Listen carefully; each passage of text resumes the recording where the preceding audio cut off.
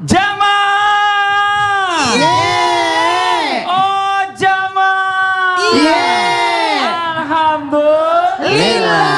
Alhamdulillahirabbil alamin. Kembali lagi di Islamitinda, jamaah Islamitinda yang dirahmati Allah, yang di rumah yang baru bergabung. Kita ingatkan lagi, hari ini kita sedang membahas tentang tema hidayah itu dijemput atau ditunggu. Masya Allah. Di mana, Bu? Dijemput, Masya Allah. Dengan bintang tamu di studio kita masih ada Clara Sinta. Tepuk tangan dong buat Clara Sinta. Yang tadi ada pertanyaan yang belum terjawab. Kita mungkin ulang sedikit pertanyaannya dari Clara Sinta. Silakan. Ustazah, Ya sayang. banyak orang yang masih tidak bisa membedakan mana hidayah, mana taufik. Sebetulnya bagaimana cara membedakan hidayah dan taufik, Ustazah? Apa tuh bedanya? Gimana ya bedanya Gimana? ya? Mohon izin penjelasannya gimana ya? Sekarang? Sekarang sini. Oh, sekarang. Silakan mohon izin, silakan kembali duduk. Makasih. Clara silakan. Mohon izin Ustadz, guru-guruku semuanya. Jamaah. Yeay. Alhamdulillah. Pemirsa yang dirahmati Allah, yang ada di rumah, yang ada di dapur, yang ada di mana-mana, mudah-mudahan ya kegiatan hari ini mendapatkan hidayah dan taufiknya. Tapi apa bedanya hidayah dengan taufik? Yang pertama, kalau kita ngomongin hidayah, kita semua tuh udah pada punya hidayah. Karena kita ada dua hidayah pemirsa, hidayah irsyad dan hidayah inayah. Petunjuk irsyad tuh apa? Kita ada ilmunya. Contohnya nih, ibu belajar nih ya ibu-ibu, kalau ibu yang namanya nurut sama suami, ya kan, mendapatkan pahala. Kita udah pada tahu bahwa kita nurut sama suami dapat pahala. Dan hidayah inayah apa? Pertolongan Allah untuk kita bisa melaksanakannya. Artinya apa? Irsyad itu teorinya, inayah itu prakteknya. Kita tahu sholat harus tepat waktu, kita tahu ngaji itu pahalanya tinggi, tapi kadang diajak ngaji suka susah. Bener gak? Nyengar-nyengir sama kayak saya. Nah, bagaimana kita bisa membedakannya? Ketika saya nih, misalnya saya aja deh ya, saya tahu sholat tahajud itu bagus. Kalau kata surat Al-Isra, ya kan, fatahajat bina filat talak, sholatlah kamu sholat tahajud sebagai ibadah tambahan buatmu, asa, ya kan, agar engkau dibangkitkan oleh Allah menjadi hamba yang terpuji. Udah tahu tuh saya tuh pemirsa, udah tahu banget. Inayahnya apa? Ya Allah, ntar malam saya pengen tahajud deh, tidur deh tuh tek, kesiangan. Kenapa kesiangan? Itu tidak mendapatkan taufik dari Allah. Jadi taufik adalah kecocokan sikon, situasi dan kondisi. Tapi pemirsa yang lagi masak jangan sampai potong bawangnya salah. Jadi ketika kita punya niat pengen sodakoah, duitnya ada, kita ngasih, itu taufik. Jadi cocok, muafik gitu kan. Wallahul muafiq ila aqwamit thoriq. Semoga Allah cocokin kita ke jalan yang kuat, jalan sodako, jalan sholat. Nih kayak ibu ini dapat hidayah sama taufik nih. Daftar, banyak yang daftar. Taufiknya apa? Datang ke sini, nyampe untuk syuting bareng. Islam itu indah. Tepuk tangan dong. Jadi hidayah itu petunjuknya, hidayah itu ilmunya, hidayah itu teorinya. Tinggal taufik adalah kecocokan yang Allah kasih sama kita. Mau tahajud kita bangun, kita laksanain. Mau sedekah kita ada duitnya. Mau begini ada, mau begitu ada. Itu namanya taufik. Maka kita bilang sama Allah, ya Allah berikan aku hidayah dan taufik. Kalau cuma minta hidayah doang, cuma niat doang jadinya.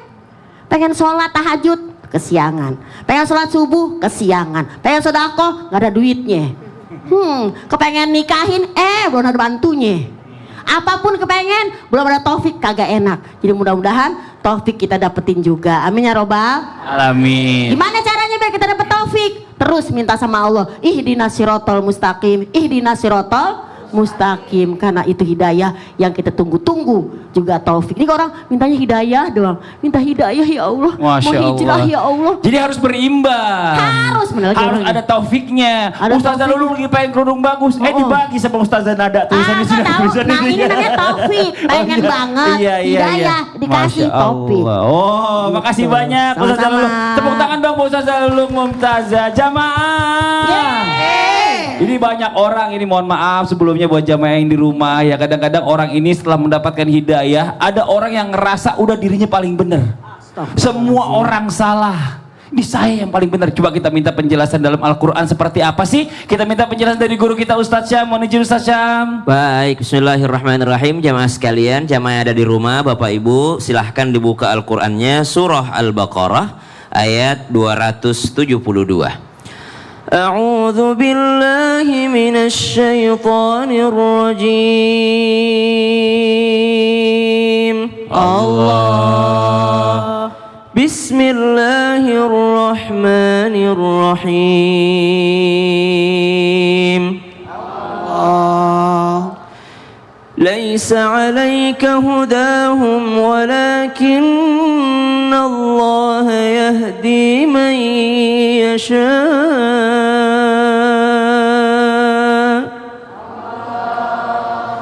وما تنفقوا من خير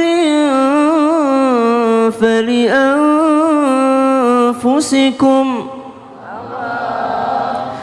وما تنفقون إلا ابتغاء وجه الله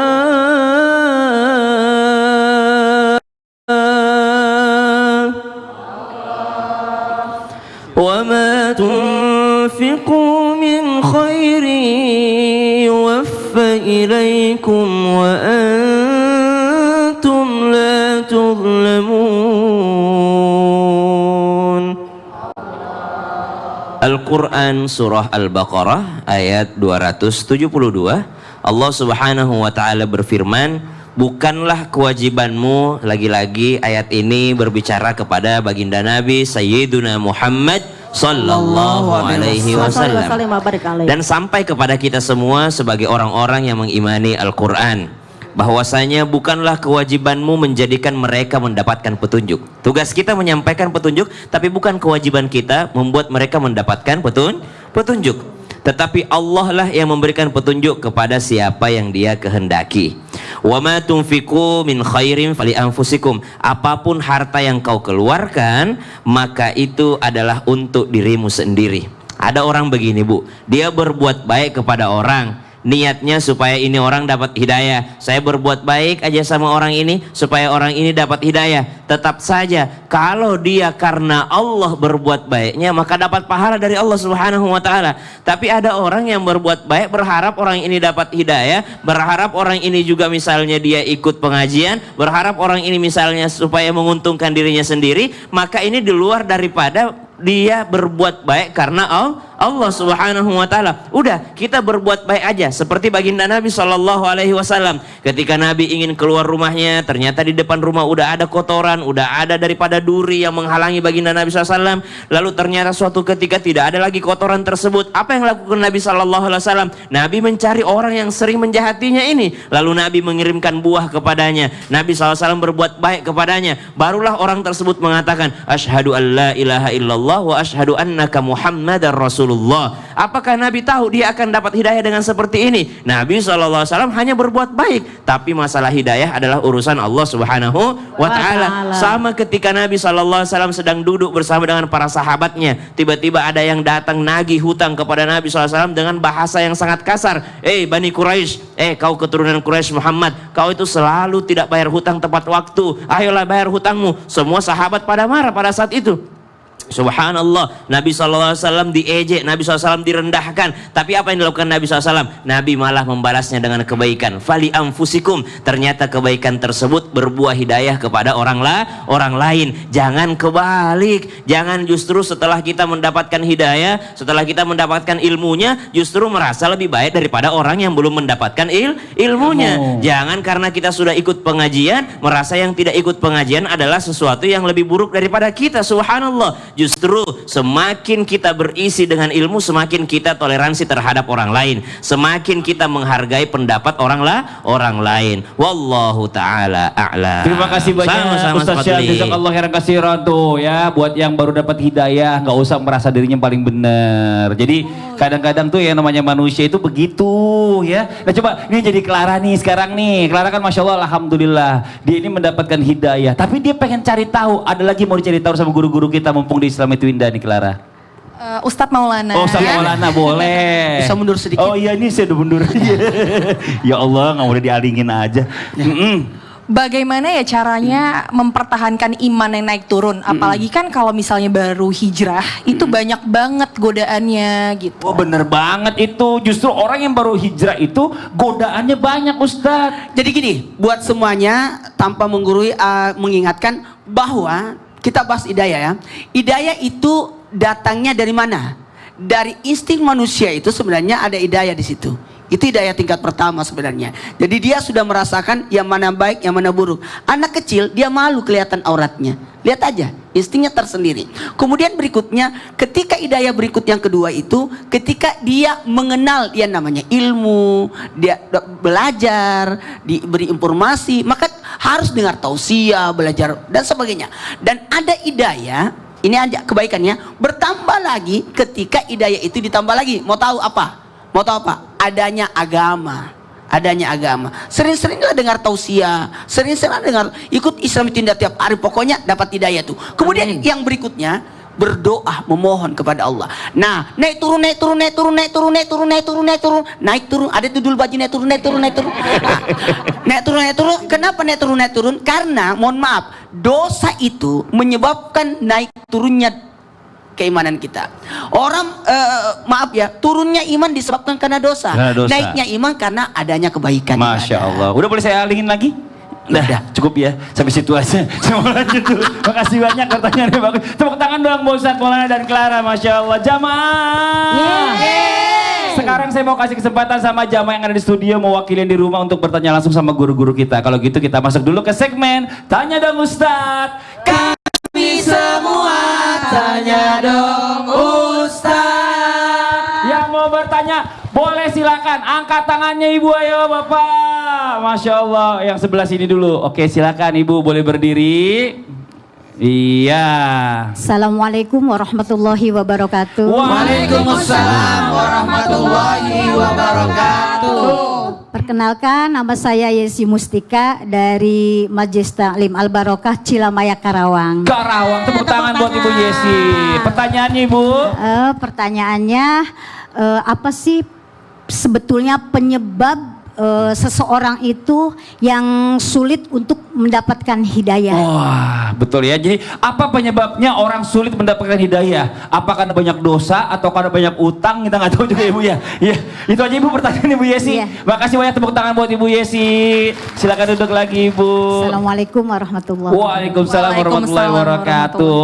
Mohon izin Ustazah Lulung boleh dijawab, silakan. Mohon izin juga guru-guruku semua, Kak Clara dan bunda-bunda yang CCM cantik-cantik, manja, mandiri, mengantuk yang di pojok ya. Jemaah, alhamdulillah. Apa sih sebabnya orang kadang tuh nggak dapat hidayah? Padahal mungkin dia tuh udah ngajinya PKK. Tahu nggak PKK? Pengajian kesono kesini, kegiatan kesono kemari. Bahkan ada yang kadang-kadang suka nyinyir julid, ih udah pergi haji masih kayak gitu.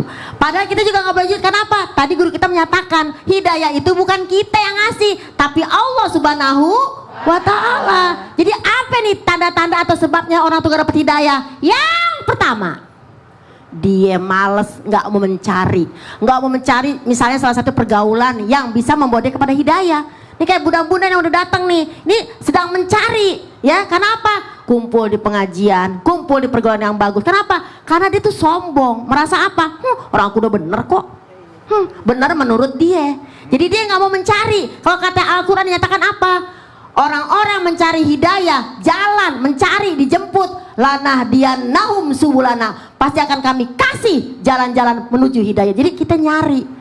Kayak ibu-ibu nih seneng arisan misalnya, duit udah dari mulai gaji dikasih sama lakinya udah dipisahin. Nih buat arisan, kagak boleh diganggu. Itu namanya hidayah arisan. Tapi kalau ngaji, kalau iman juga kita cari. Jadi dia mau belajar. Jadi orang itu kalau nggak dapat hidayah itu kenapa sebabnya? Satu, sombong. Lihat gelas kalau kosong kita isi air, kira-kira airnya masuk nggak? Masuk. Tapi kalau air udah penuh, kita isi, luber dia. Karena dia tidak mau menerima ilmu. Yang kedua, nggak mau belajar. Yang ketiga, merasa cukup. Alah, udahlah, gak usah. Kita cukup begini aja. Sholat wajib aja. Sedekah yang wajib aja. Ngapain sih nambah-nambah? Padahal sedekah yang namanya sunnah-sunnah ini bisa membuat kita menjadi orang yang sehat. cantik. Sehat, cantik. Tuh 2, 3, sehat, cantik. Alangkah indah orang yang sedekah, dekat dengan Allah, dekat dengan surga. Jadi kita jangan merasa cukup. Dan kadang-kadang orang ini males nyarinya. Kenapa? Giliran nih, maaf nih ya, Juniper. Tahu nggak Bu Juniper? Julid, nyinyir, baper. Tuh orang disuruh ngaji susah, giliran aja kalau kegiatan yang lain gampang. Ada aja alasannya kalau diminta untuk kita namanya mungkin kajian atau taklim. Jadi kalau kita ngomongin apa sebab orang nggak dapat hidayah, bukan Allah nggak ngasih, bukan Nabi nggak ngasih, tapi kita yang kagak mau nyari, nggak mau berusaha, nggak mau ngejemput, cuman mager jogrok di rumah doang. Tapi ada lagi alasan, bisa juga sih Bu dapat hidayah dari rumah kalau kita mungkin melihat dari layar HP kita misalnya. Masya Allah. Jadi tidak ada alasan. Jadi bukan Allah nggak Tetap ngasih, nyari. kitanya yang orang sombong. buka handphone aja kan nyari dulu. That's right. Iya. Itu juga kalau ada kuota sama pulsa, kalau kagak ada repot. Iya, nggak ada taufik namanya Nggak ada berarti. taufik, Iya, benar, Masya Allah. benar. Luar biasa. Ustaz dulu mau Apa, nanya lagi nih. gimana? Mewakili jamaah yang ada di rumah, bagaimana keadaan orang yang setelah diberi hidayah oleh Allah? Apakah dia akan ada perubahan atau bagaimana? Keadaan orang. Ha-ha. Kenapa yang nanya saya? Kan hidayah dari Allah. Lah, Gak bisa nanya sama saya dong. Saya kan disuruh nanya sama yang ini bikin. Udah ntar aja deh ya. Setelah satu ini ya. Allah, dia Pemirsa ngomong jangan lagi. kemana-mana. Jamaah alhamdulillah. Jangan kemana-mana. Nenek lampir. Tiada aman